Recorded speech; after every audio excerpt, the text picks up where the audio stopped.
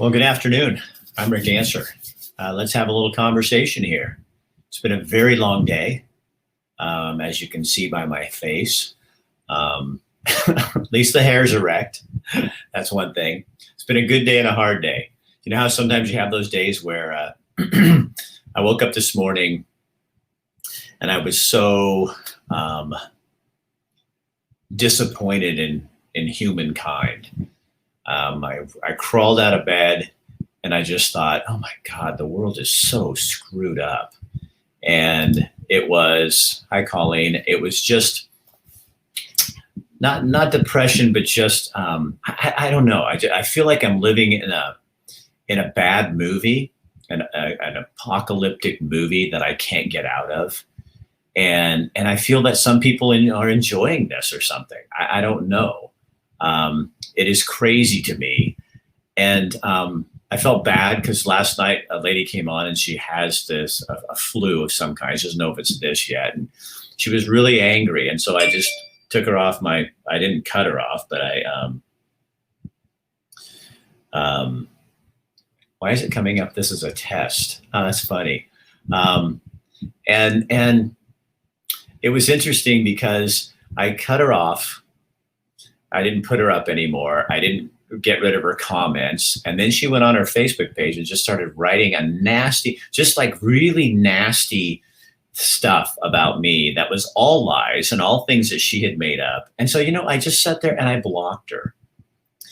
And then I felt bad because I don't block people very often, but I'm starting to be able to tell she has one track mind and that's all she wants to do.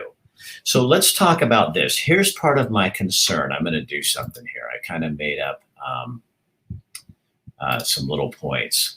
So let's get something straight. I don't think this is necessarily a conspiracy theory. I'm not a theorist, a conspiracy theorist. It may be, I don't know. I don't think any of us know what's going on right now. And for me, I do think COVID-19 is real and it's deadly to some, and I take it seriously. The numbers I have some issues with. I still see what I have read is that 80% of people get over it and a huge percentage don't even know they have it. So my other point would be, I do think something is not right and it bothers me. It's grating on me.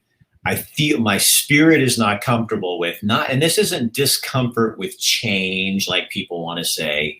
But what really bothers me is that people don't want us to talk about this. And not the majority. I think there's just a group of people that anytime you bring up, if you say, what about the economy? And what about all the unemployed? 300,000 unemployed people in Oregon. 300,000 people. That's a lot of people. And a lot of them aren't getting their checks yet. So we got a system that's screwed up. We didn't spend the money we were supposed to spend to fix the employment problem. And that was 9 years ago, I think they got that money. And the system's so screwed up, we get into a trauma like this. This is more people, I think double the number of people are out of work right now than were out of work during the Great Recession in 2008. Why wouldn't we talk about that? Why wouldn't that be a concern that would line up right with here's COVID health concerns, here's the unemployment concerns, here's the small businesses put out of business concerns. Why wouldn't those all be in the same place that we talk about them? But for some reason, when I want to talk about those things, then all of a sudden the people who are narrow focused on just the health aspects start saying, well, see, you don't care that people are dying. I care that people are dying. But I care about all the casualties. There's a bunch of casualties in this. And it seems to me that we aren't willing as a society how do we have that conversation? We need to have that conversation. There's a lot of casualties. And people say, well, yeah, but once you're dead, you can't come back. And I get that. I had cancer. I understand that. That's another thing I had somebody come on today and say something about, well, you had cancer. You should understand. When I had cancer, I learned that the enemy wasn't cancer. The enemy was Rick Dancer. Okay? The cancer was not the enemy. It was Rick Dancer. In other words, fear is the big enemy, and fear unconquered leads to bad decisions. Okay? When I had cancer, I had to fight my brain. I wasn't fighting my prostate. I let the doctors take care of that. What I had to do is keep my head in the game, and I had to keep from being so fearful that I was making crappy choices about my health, about my life, about my answers to my questions, about being scared. I had to live in this place where it was just almost above it, because otherwise I would have gone absolutely insane. And that's where I feel like we've gone. The battle is the fear. And yes, we have to do all these things. And see, that's what just bugs the hell out of me, is when people come on and they say, well, see, you don't think this is important. You don't know what I fucking think. You have no idea. I'm trying to explain it. And you're taking it from your focus, what's important to you, A, B, or C, and then you're going right out. Like, see, he doesn't do that. See, he doesn't believe that. See, he's this. He used to be a Republican. He must think like this. You don't know how I think. And when I try to explain it, I get words put in my mouth. And I am really bad when people try to put words in my mouth. I ran for public office. They did that to me. I don't let people put words in my mouth. Because I see casualties in business and in those who are left unemployed. It does not mean that I think they are more important or less important than those who are dying or being sickened by COVID-19. That's a fact. But they are casualties, and if you don't see it, that's part of the problem in my mind. We need to be looking at all of this stuff. I do believe it. We need to start moving towards a next phase, whatever that is, having a conversation with business leaders, health leaders, state leaders, get everybody together and start talking about this. I think that these commercials on the radio and some of this stuff are so fear-based that they have people not even willing to start going, okay, wait a second, where do we go from this? And I'm not saying tomorrow we all jump back in and start hanging out at bars together. That's not what I'm saying at all. But I'm saying we look at this from a perspective that says, how do we get everybody into this boat so we can have this conversation? You know what I think bothers me kind of is this doesn't feel like Oregon. It doesn't feel like how we do things. I'm going to go to your comments. It doesn't feel like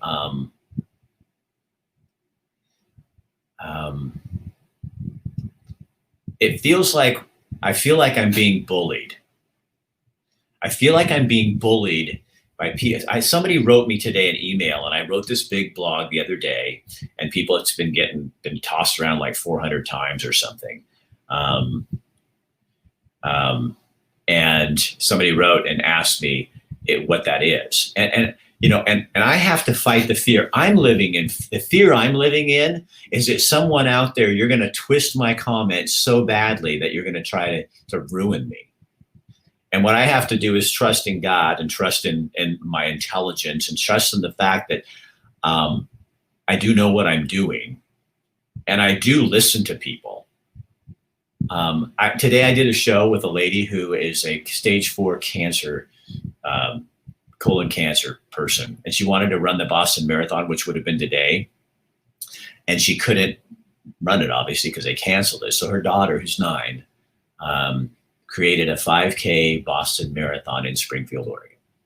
And she drew all these little pictures of different landmarks from Boston, and they held them around along the 5-mile trail.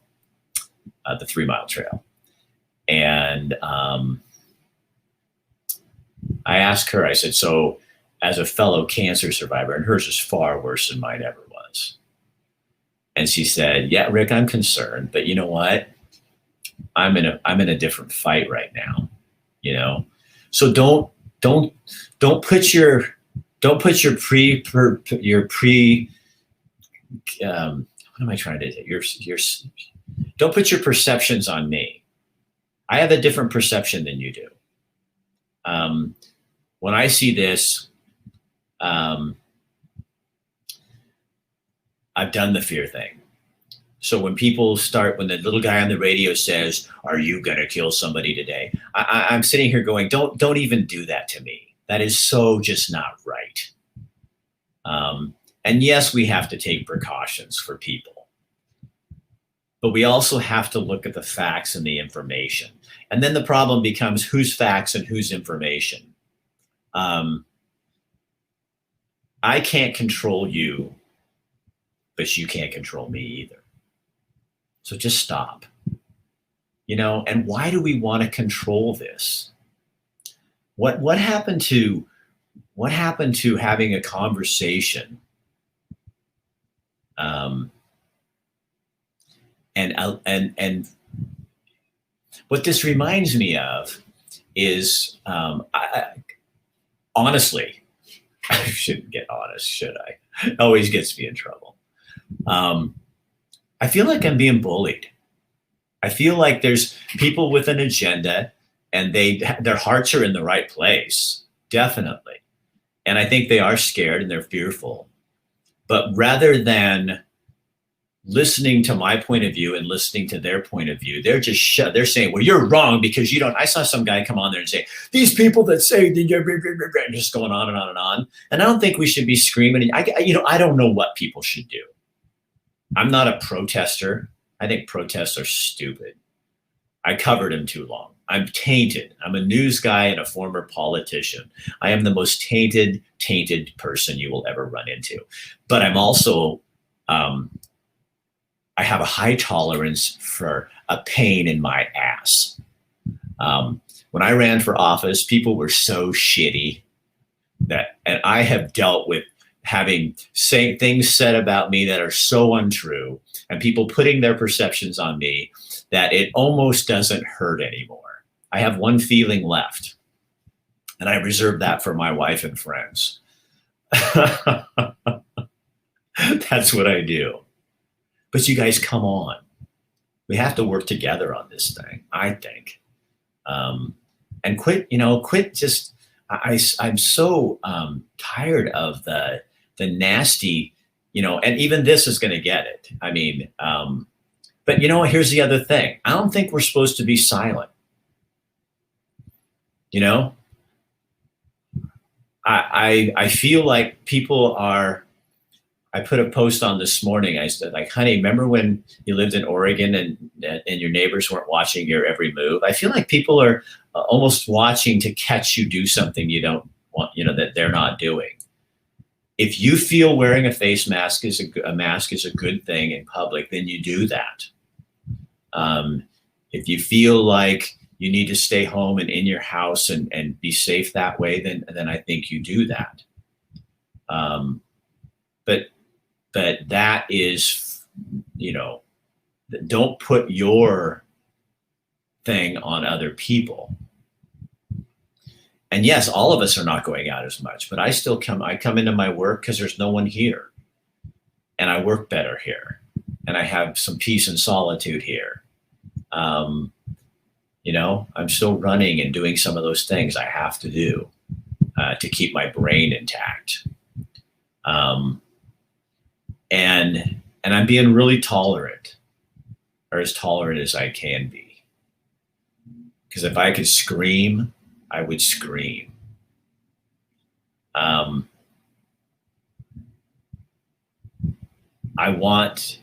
So what I'm doing is, I'm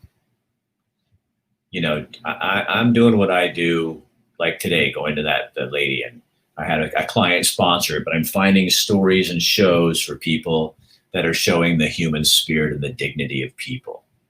Because I think the only way I can fight off your fear is to show the people who are fearless. That's a great line, huh? The way to fight fear is to show the human spirit and the people who are fearless. They fear less because they've already been through that fear. And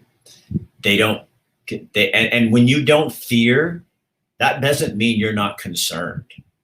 That doesn't mean you think this is a sham. That doesn't mean you think people are lying to you. That doesn't mean you think it's a conspiracy theory.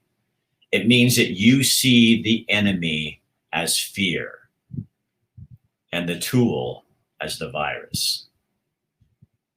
And does that mean the virus is not real? Hell no. Does that mean people aren't dying from the virus?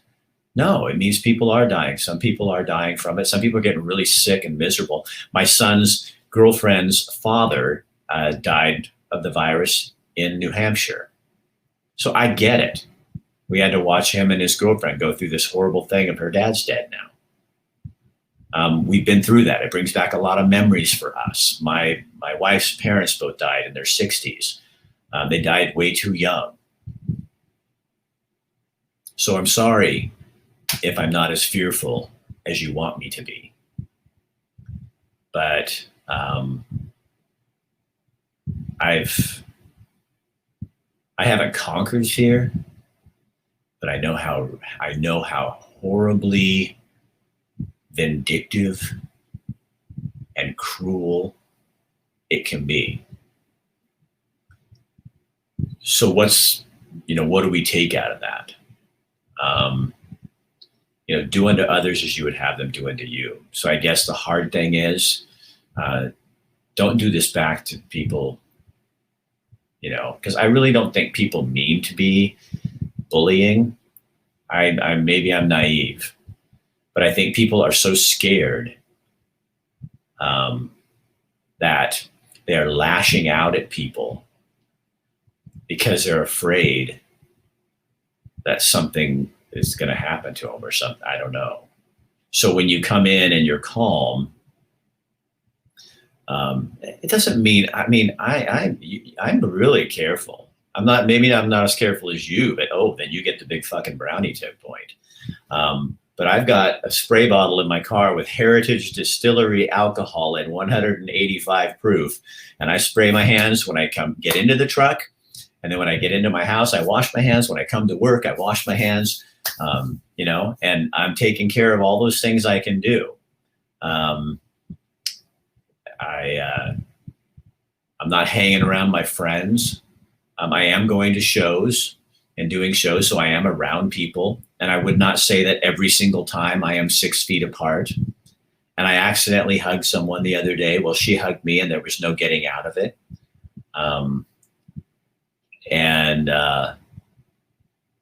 then there's other things that I just don't talk about. So there you go. So I'm sorry, I'm not reading any of your comments. I'm really sorry. I'm just kind of on a rant here. But I guess my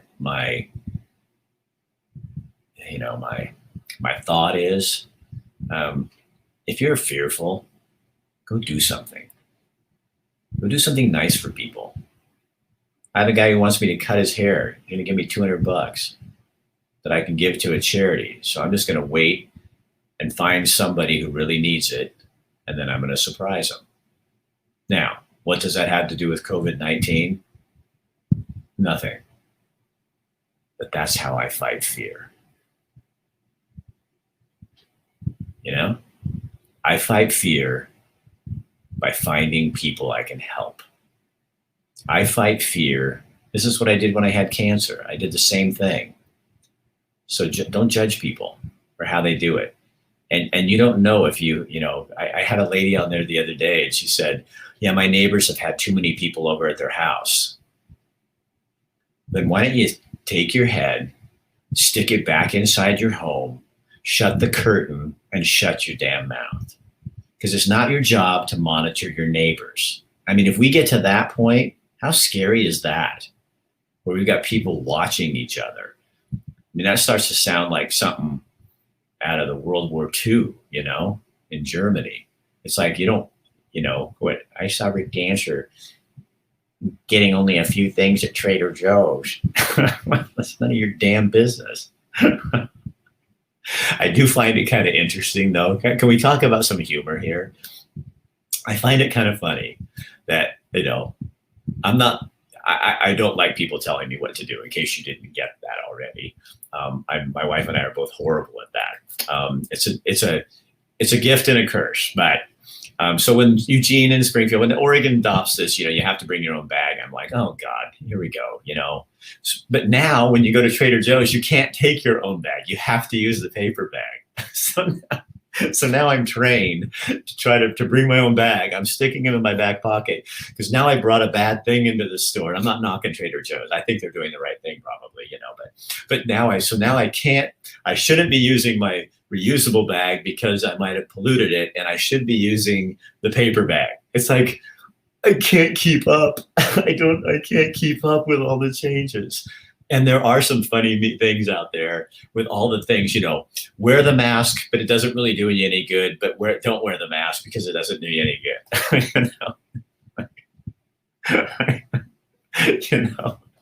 And then I love this one. I love this one. So you can't go camping. So they have a tent. There's a meme. There's a tent in the wilderness. So all the campgrounds are closed. So you can't go camping by yourself alone. But we allow all these tents on the streets of Eugene. And so we're okay with that. We're okay with that camping during the COVID-19, but we can't have a single person out in the forest camping by themselves. Okay. Do you see? I mean, but see, I love stuff like that, because to me, that is that the hypocrisy of some of the things we come up with is absolutely, it's mind blowing sometimes. And there's a whole list of them. You guys have all seen them. And I'm not saying by saying that if you feel comfortable wearing a mask and you think that that's going to protect you, then you do that. If you don't, then, whatever, you make your choices. I think staying 6 feet from people is a really good thing. And you do that. But some of it is, it gets comical if you can get yourself past the fear and look at it and go, no wonder there's so many confused people. It's because there's so many different things, and they crisscross, and I can't keep up. So for me, it's like, I still end up taking my bags. You're the anti-bag get bag guy. Now I'm taking my bags in Trader Joe's and I'm going, oh no, I can't use my bag here, and waiting in line. And love it, Rick. I love listening to you. One day you gave me the biggest compliment when I met you. I will never forget it. Well, Rex and I am really glad that happened. Speaking of which, camping, we still have a ton of campers on our streets. That's my point, Scott, is like we won't let people camp in a forest, but we still let them camp on the streets of Eugene, and shouldn't we be putting them somewhere else and doing something? It just makes no sense. It makes absolutely no sense. Well, I can bring your comments up here too. I got that here. Don't go camping, but everyone crowded to superstores. yeah. It's that kind of stuff, Karen. That's the funny. We have to laugh, you guys. There's no rhyme or reason to any of it. We know what we need to be safe. Crazy rules. Yeah. I mean, I gotta give people, some of the benefit of the doubt. I mean, but we do tend to, but I think if you trace it all back, it goes back to this fear thing. What do I do to save myself? So, and other people. But these commercials that are going, if you go out, you may kill someone. I'm so anxious. I cannot wait till they get some of this testing done to find out. I bet a lot of us have it and don't even know it. And it's, I hope I'm building an antibody to it. And the best one, you can't go out on the lake in your boat by yourself, but you can go on the lake in a paddleboard or a kayak. Well, yeah, because one starts with a B and the other starts with a K. Come on. Oh, what's that? Lots of camper traffic in Florence. Oh, really, Denise? Yeah, that's going to go over well down there. They don't need people coming down there getting them sick. Go to a dark alley and get a haircut. LOL. Yes, kidding. I'm giving a haircut tomorrow for money. There is a balance in everything. Exactly, Jeff. There has to be a balance. And I hate those damn. Oh, Melinda, those commercials. They're on Pandora, and I am just. I think it. I want to know who. I think they should have to tell us who's paying for that. I want to know who's paying for that, because especially if it's state money or something like that, I want to know who's paying for that, because I think it is the biggest. Is the message okay? I don't know. It feels like I won't say. I'll get lambasted for it. At least open the state and national parks, for crying out loud. Jeff, that's kind of what I feel. I don't even know why they closed them in the first place. I know because they think people are going to run off there and be there, but how much, there's plenty of space between you. My bag stayed in the truck last time too. Irony, important conversations, teared up, attacking the Boston 5K in Springfield. Yes, when afraid, help someone do something good. I agree 100%. Thanks, Rick, for inspiring me to get out of the house. I had such a great time enjoying the parks and trails with my daughter today. It's what life is about. We can still practice social distancing and live life. Carrie, I 100% agree. I 100% agree. Lisa, that commercial scared the hell out of my kids. Yeah, it's horrible. It is, and I'm not watching TV. So like, the only thing Kathy and I watch is Netflix, and then if we have some tape shows like The Voice or something like that, but we never watch commercials. So I don't even know what the news is saying. That's where I feel like I'm in a good place, because I really don't know. I look up the statistics for Oregon and Lane County and the United States to see where the numbers are. But other than that, I don't need to hear people's assumptions of what's going to happen. I did listen to the president's news conference to see what that's all about. Lynn thinks she had that over Christmas. But other than that, I am staying away from all the stories like that. Set us free and let us start. I don't know what to do about that. Have you seen how many people are killing themselves because of this media manufactured panic? I have not. Is there any numbers on that, Gary? I hear people talking. We go mountain biking. I can tell you got the clothes on. My wife and I have been cycling a lot, but I've been working. I mean, it's really cool. Oh, I can take this time to tell you some cool stuff. Okay. So here's a commercial break.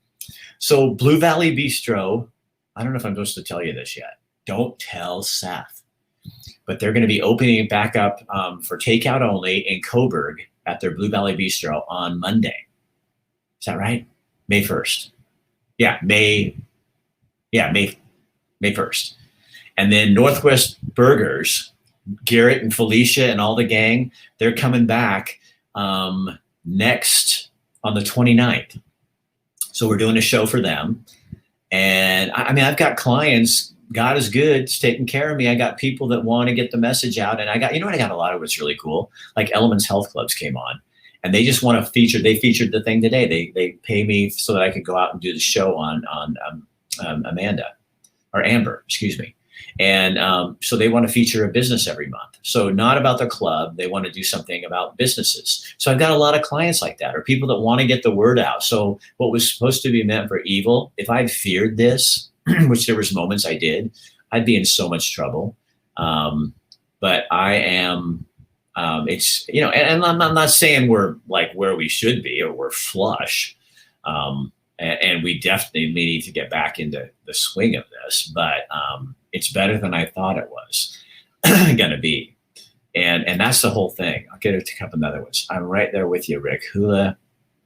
Yeah. Why wait to teach critical thinking until college? We should be teaching critical thinking in high school. That's my favorite class I ever took. And get people to kind of, I like this down here. Start thinking about that. Nona says, this is good. FEAR, false evidence appearing real. Common sense. Yeah. Well, I don't want to get in the debate of what's true. In 10 years or 20 years, I'll be 80 years old and I will still be alive and I'll still be bothering you. And we will be talking about what they found and what this was. And for those who say, oh, this is what's going on in this, I want to laugh because I'm going, you really don't know. Believe me, I don't think it's right for you being bullied. Crazy, surreal stuff happening along with a lot of good. Yeah, but whenever you stand out. Oh, seriously? Kelly's St. Vincent de Paul and Delta is open. They're opening the Seneca on Thursday. Why can they open, but others like Goodwill can't? Shops like Ross's can't. Please, someone explain to me. I didn't know that that was the case. I love St. Vinny's, and I know that their budget is dwindling. I don't know. I want to check that out. I don't know for sure. If that's, I mean, I'm not saying you're not telling the truth. I'm just saying I don't know that they can open. And if they can, I'm sure that the others probably should be able to too. But yeah, that's a question that I don't know the answer to. Being bullied for my opinion has been my life for years. I was picked on, beat on as a kid.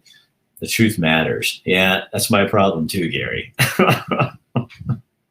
And I'm just smart enough to be stupid. And I guess for me, part of my problem is I am so freaking naive. I really do think people will do the right thing. And yet I worked in television news and I ran for public office. So I know these things to not be true. And yet somewhere inside of me, I always think that people will figure it out, that they'll do the right thing. And yet, you know what I mean? That's okay. So that's here, like in my heart, I feel like people should have the opportunity to do the right thing, and they will if you let them. My head says, Rick, it's not happening. And maybe you guys are kind of helping me. Maybe that's why this bothers me so much, is because I'm losing some of my faith in humanity. I always think that if we all talk together and compromise and come up with ideas, but I feel like this one, there was no talking, there was no compromise, there was no conversation. It was just boom. And that's what I think is really bothering me. It's not necessarily that I think it's right or wrong. I don't know. But I feel like Oregonians are like kind of rugged pioneers, and our relatives came here. We came here. We're here. And we're kind of rugged individualist kind of people. And we don't, we want to live in community, obviously, but we also don't like people telling us what to do. So then when you get a lot of people in the state, this is what I think part of the problem is. It's just a change. It's nothing against people who move here, but I think you bring in a lot of ideas and people that go, they don't understand why people log in Oregon. They don't understand why people, why the rural areas feel underserved and undervoiced. They bring the ideas from other places, come here and try to make that part of Oregon. But when you move into a new area, I always kind of think, like, if I move into a new neighborhood, I don't go in and say, here's how we're going to do things. I go in and find out, how do you do things? And then maybe in 5 or 10 years, start implementing some, hey, what if we did this? It's kind of, there's a grace that comes with that. And I feel like that's not here. And that's why this just doesn't feel like Oregon to me right now. My wife and I are looking over this direction, like Montana and Idaho are seeming really attractive. And I've lived here my whole life. I'm a native. But this doesn't feel like home anymore. Lori says, agree on all you are saying. Born and raised Oregonian, our family is not financially harmed by this shutdown, but I know many out there that are suffering. We need to open the country. We need to be outdoors in our parks. We need people to get back to work. We are Americans, and we can be careful and practice social distancing. Keep up the great work. I think when all those people went to the beach, and at the beginning it scared state leaders, and they kind of went, oh, look at we Oregonians don't do this. They're not listening. It's bothering a lot of us. You aren't alone. I thought, I think it is. It is. And Marlene says, Rick, you're saying what I'm thinking. But you guys, I'm going to go buy some rye bread because my wife is making, one thing I will say about this whole situation is I get to spend a lot more time with my wife. And the nice thing is I know I have friends that are having a real hard time with that, because it's kind of like retirement when you have to be around each other all the time. There's, there's your space and stuff like that. But Kathy and I already did this when I lost the race for Secretary of State. We spent about 6 or 7 years in real hard times, financially, emotionally. I was in her, she was at home, mom, and I was working from home. And so we've already done that. We were saying to each other the other night, we've already done this. And so the hard part is for us, the hard part of getting in your space. We know I go someplace and run by myself. Tomorrow I'm going to go run by myself. She's going to go walk with a bunch of friends that she has, go on a hike. So we've already been through that stuff. So but we're having more different kinds of time together, where we're not in a hurry on a schedule as much and stuff like that. And that's been kind of, I don't know, precious, really. I think I appreciate it more, maybe. And then today, with Amber, okay, now I'm going to tear up. You watch a woman who's fought for, I don't know, God, 8 years or something, stage 4 colon cancer. And she's out running a, 5-mile, 3-mile run because her daughter set up this thing for her, a marathon. And you see all of her neighbors, a bunch of people from her church. They're all on the sidewalks and clapping and screaming for her. And you kind of go, wow, in the midst of all this, I get to stand here and experience that. That's why I love my job. And then you look at the look on their face, and you realize how much it means that you're there.